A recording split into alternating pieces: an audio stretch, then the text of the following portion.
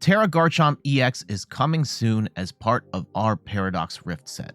Now, this card is actually already out in Japan, and it's been performing pretty well in tournaments. I've seen a number of deck lists pop up that have been doing well, and today we're going to look at a number of Tera Garchomp EX lists and see what the fuss is all about. I'm Jet from inthirdperson.com. Make sure to like the video, subscribe to the channel, and let's look at some deck lists from Japan for Tera Garchomp EX. Before we get started, I just wanted to quickly remind you that we are fundraising for Extra Life. It is a wonderful charity organization where we are raising funds for the Children's Miracle Network of Hospitals, a network of 170 hospitals taking care of thousands of kids every day. And if you support my campaign, you can get some really fun stuff, including a signed Pokemon card from me and 4x6 prints of my spray paint art. So here's the 4x6 print. This is from last year, and this year's prints include, I'm going to show these up close this time. We've got this Pikachu spray paint art. We've got this Mew spray paint art. This one was a lot of fun to make.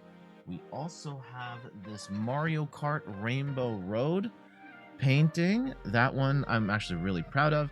And we have this original waterfall painting. I'm in the process of getting these done in 4x6 prints.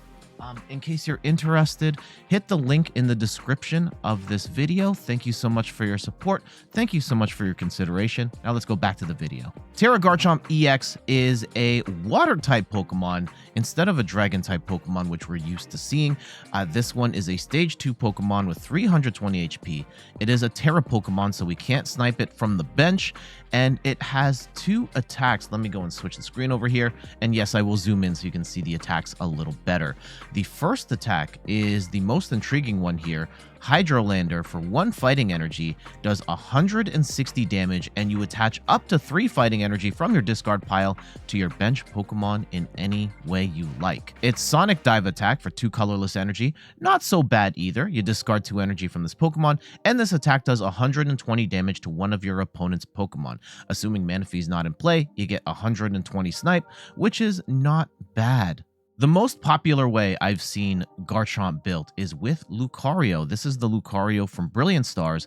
It has the ability Roaring Resolve, where you take 2 damage counters and then you get to accelerate a fighting energy from the deck to this Lucario, which is amazing for its Aura Sphere Volley attack, which does 10 damage, and you discard all fighting energy from this Pokemon. This attack does 60 more damage for each card you discarded this way. If you've got 3 energy on here, you are doing 190 damage, and you can build up multiple Lucarios as they go and then get a quick burst of energy from the Garchomp here as well, putting Lucario in a position where it's a single prize attacker that can potentially one-shot anything in the game.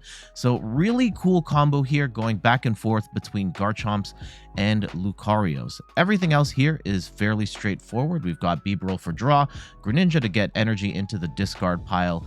Lots of setup cards here, our Battle VIP Pass, Assorted Ball Search, Rare Candy, some Escape Ropes.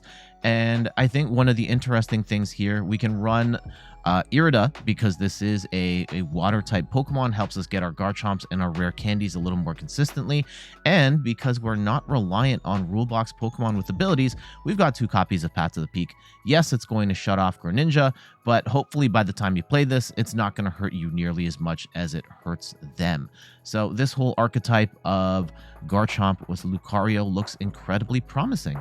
Next one does not use the Lucarios. Instead, we have a whole new draw engine here with the Kirlia engine. Of course, we've seen this a lot with Gardevoir decks, more recently with Charizard EX. We also have 2 of the Gallades for the Buddy Catch ability. Lets you grab a supporter of your choice, which is really nice. We do have Rare Candies. We can use that to either jump quickly up to Gallade or get our Garchomps set up. One of the interesting trainer cards here that I really like is Cheryl, because Garchomp attacks with only 1 energy, lets you tank a hit with Garchomp, play Cheryl, heal off that damage, and then attach a new energy to attack again. I think the most intriguing card here is this Terrakion, And this Terrakion is from Silver Tempest. It has the move Cavern Tackle, which only does 120 damage, but during the opponent's next turn, prevent all damage done from attacks to this Pokemon. If one of your Pokemon used Cavern Tackle during your last turn, this attack can't be used. So for at least one turn, it gives you a temporary shield, and 120 damage is not bad. Ideally, you're taking out single prize targets like your Comphase and Raltses while also tanking up for the following turn.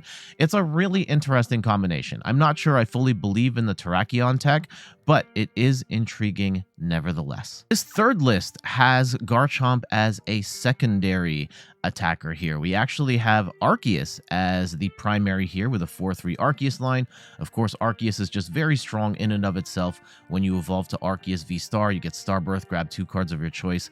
You're doing 180 to 200 damage each turn, and then along in the background, we're setting up Pidgeot to grab any card we want, and Garchomp, which is a...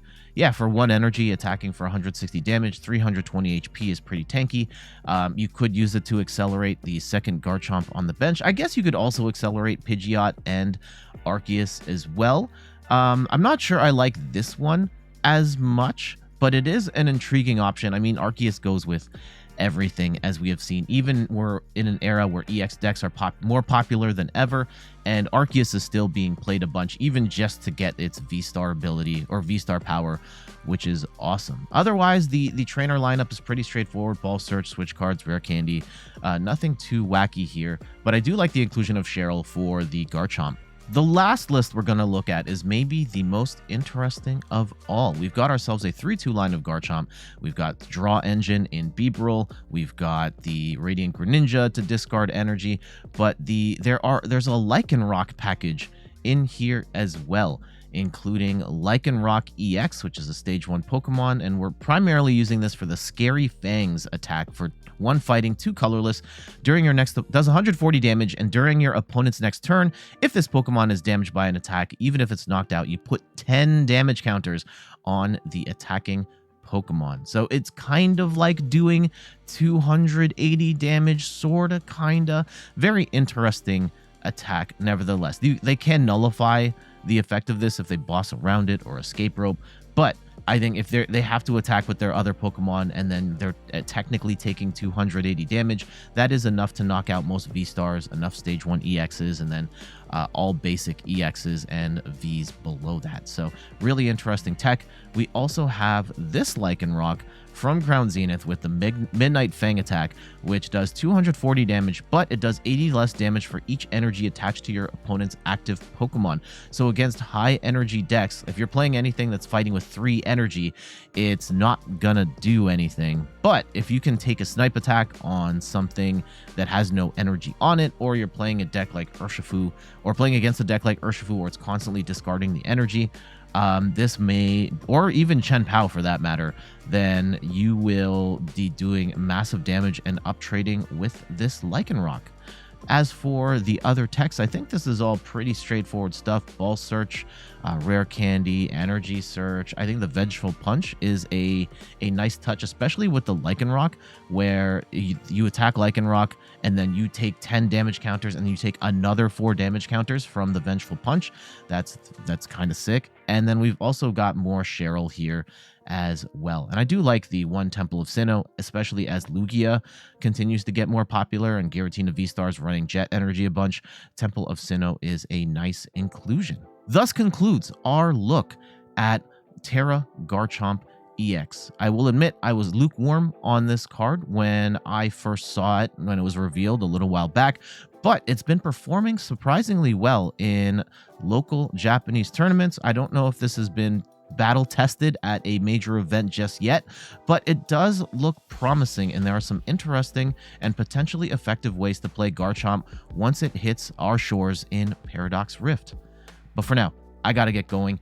Thank you so much for watching. Some quick plugs before we get out of here. You can find me on all the things: YouTube, TikTok, Twitter, and Instagram at @InThirdPerson. You can find me on Twitch at @InThirdPerson, where I stream the Pokemon trading card game every Sunday at 10 a.m. Eastern Time. And check out the website, inthirdperson.com, for more articles and videos on video games, board games, and other nerdy pursuits. one last plug. I know we talked about Extra Life at the beginning of this video, but if you're interested in supporting the cause and getting some awesome spray paint prints, as well as a signed Pokemon card from me, hit the link in the description of this video to my Extra Life campaign. All right, take care, guys. I'm out of here. Bye.